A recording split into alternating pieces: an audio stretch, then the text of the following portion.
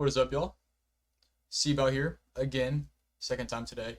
Um, First video today was kind of like a little tier ranking about first overall picks from now back until 2000 and kind of just ranking those, giving my little thoughts and stuff like that.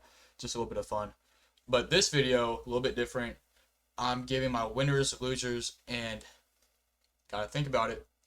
Um, Teams from this NBA draft that concluded today. Most of this stuff is going to be from the first round, obviously, since that's really what's more important. But I do have some notes down from the second round and kind of just different things that, different aspects, different perspectives on those things. So let's get into it. I'm going to start off with my winners. And these are in no specific order, just kind of the order. The teams are kind of just in order of how I was thinking, what I was looking at, and stuff like that. So to start off, I'm going to talk about the Jazz real quick. There's not a whole lot to it. They got two guys in the first round. Cody Williams, brother of Jalen Williams from the Thunder, and Isaiah Collier. While Cody Williams is I think he's more of a project to be a super skilled and elite guy. He brings a lot of stuff to the table. He's gonna get after on defense. He's one of those guys that's gonna do everything right, but he's just not super polished at the moment. Mostly an off-ball player. Love that pick. Also, if you guys have watched my previous videos that I talked about the draft a little bit, or even on Twitter, I talked about this guy, Isaiah Collier. Love him. I love him. From USC. He was a freshman. He was Pac-12. He was on the Pac-12 all Pac-12 team or whatever, first team, as a freshman. He's a guy that's gonna physical. He's gonna get downhill. He's gonna create contact, get buckets. He's your basic 2K shot creator build. He can do a little bit of everything. And stuff has been being said about him being turnover prone and stuff like that. But as a college basketball player, you have to understand like the college game, the court is so much more condensed because there's gonna be guys on the team that can't space the floor as well. That and along with that, teams are playing a lot more help defense. So it's a lot harder to make risky passes, and that's the kind of guy he is. Like he's launching it. If he thinks there's any chance of the pass getting through, he's throwing it. That's the type of guy he is. Regardless, I love that. The force me much more space in the NBA. Those passes are going to look better, and he's going to grow. He's 19 years old. I love it. Next, going to move on to Timberwolves. This is really simple. They got two absolute bucket getters. So they traded for Rob Dillingham from the Spurs at the number 8 pick, and they traded a 2031 pick to get him. Love it. That's gonna be great for them if he proves that he can be on the court. And later in the draft, they ended up picking up Terrence Shannon from Illinois. He fell a lot due to stuff that was happening off the court. He was going through some legal things that he was eventually proven innocent. So Terrence Shannon is another one of the guys that I wanted the Knicks to get because he's league ready. He's a bucket. He's a bucket. He's gonna come in and be impactful from day one, I think.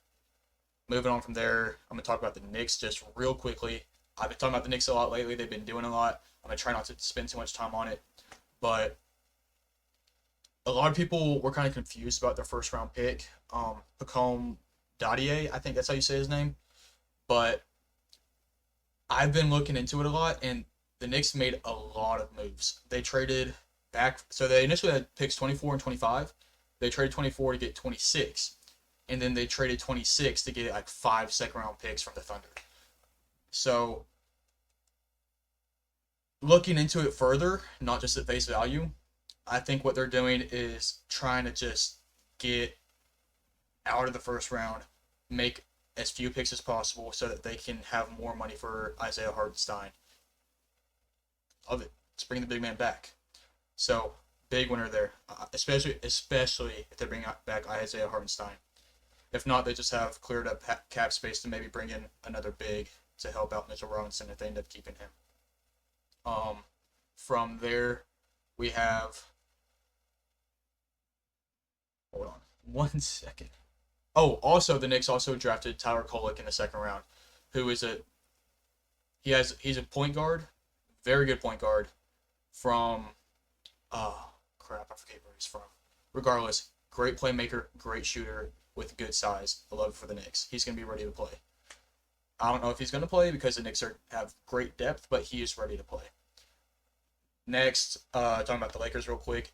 They got Dalton Connect at pick, I think it was 17, 16, 17, something like that. That's insane to me that a guy like Dalton Connect fell that much. I thought he was going top 10. He is such a great player. He does everything on the floor. Passing, scoring. He's mainly a scorer, but he has playmaking ability. And he fits exactly what the Lakers were needing on this team. So I love it. Also, along with them getting Dalton Connect, they also ended up getting Bronny James. Big surprise there, but it's definitely worth being mentioned. Wizards. I think the Wizards are also an underrated winner in this draft as they got two things that they desperately needed. Defensive anchor, Alexander Sarr. And then along with that, Bub Carrington.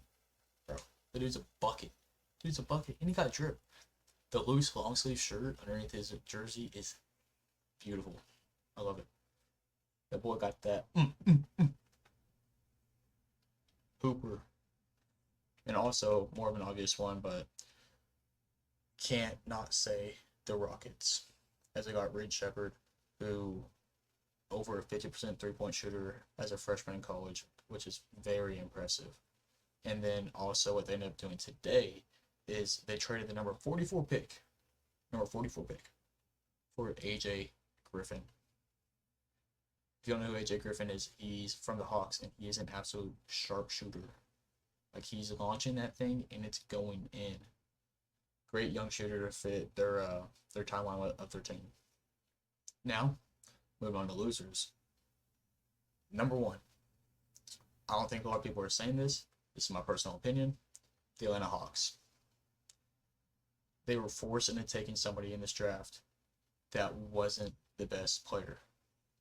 You jumped up to number one in the draft and you didn't take the best player because he wanted to go to Washington. I'm sorry, but in a draft like this where there's a lot of uncertainty and you don't really know who's going to turn out to be who, you take the best player. That's my reasoning on that. The Suns, they ended up getting Ryan Dunn in the first round, and from what I've seen, I could be wrong. I'm not gonna lie, I did not watch a lot of Virginia basketball. He's a defender. He plays great defense. Maybe one of the best defenders in the draft. But nothing else. You can't, for what the Suns are trying to do, they want to win a championship. You can't win a championship with somebody on the floor that has no offense. So I don't like that. And then it's kind of a smaller thing, but I still think it puts him in this category. The Heat drafting Khalil Ware. He's not a bad player, but the talk around him is that he's not going to buy in. Like, how much does he love the game? Does he actually want to work hard for basketball? And that obviously does not fit Heat culture. So, don't love it. And then just some things on the side that are kind of like, okay, don't know how to feel about this. We probably need to see what it turns into, what happens. This is my gotta think about it section. Start this off going with the Bulls, and they drafted Matas Buzelis, I think that's how you say his name, pretty early up in the lottery, and he's not a bad player. I mean, he's a good player, but they're adding another non-shooter to a team that's already not great at three-point shooting. It's not great, I don't think, but he has potential. He shot well in high school. He went to he's from G League Ignite, so 2 years ago, his senior year in high school, he was a really good three-point shooter, but we gotta wait. Next, we're gonna move on to Detroit. They ended up getting Ron Holland, who some people thought was the best player in the draft, but once again, it's not only not is it not a good fit, it completely indirectly affects Cade Cunningham and how he's gonna play. Ron Holland is strictly getting downhill. No 3-point shooting at all. I heard people talking about in the draft combine and the workouts and stuff, he was airballing 3-pointers consistently. And obviously that's not gonna work. That's not gonna work at all. Next, Portland. They drafted Donovan Clingan, who's also he was in the conversations for going number 1 possibly. And I'm big on Donovan Clingan. I think he's gonna be great. But Portland already has DeAndre Ayton and Robert Williams. And in most circumstances, I'll be like, yeah, it's fine. They're going to trade one of those other guys, or maybe both of them. But it's Portland. It's Portland. What do you expect? I don't know. And finally, definitely not thinking about this one. Zach Edey going to the Grizzlies at 9. I think they reached on him. I think it's a jump. It scares me because he has the ability, I guess, to be great with his size and his post skill, but he needs to be able to set effective screens consistently for Ja Morant getting downhill, and also work on his quickness and movement just so he can be able to guard more versatile players. That's all I got. Thank you very much for watching. Don't forget to like and subscribe. Video earlier today. Don't forget to watch that. Also, join the conversation down in the comment section.